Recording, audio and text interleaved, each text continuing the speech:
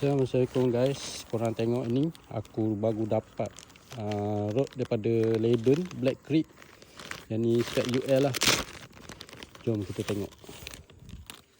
Okey, ring dia kalau kita tengok sini dia dah pakai ring daripada Fuji maknanya boleh pakai untuk air masin lah. Lawa cantik lah. Sekejap kita buka dulu semua. Satu lagi ni dia dah datang dengan 2 pieces macam ni. Dia punya ring kalau korang tengok kat sini dia ada 1, 2, 3, 4, 5, 6. Dia ada 6 ring. Ringan. Sedap lah. Ini kalau aku pair dengan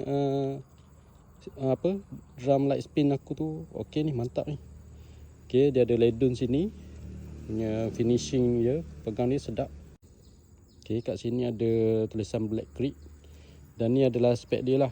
Korang boleh baca lah sendiri. Yang ni memang untuk spek UL. Action dia fast. Ni bila kita bending dia macam ni . Mantap guys. So kalau korang berminat nak beli, korang tekan je beg kat bawah, aku dah sediakan.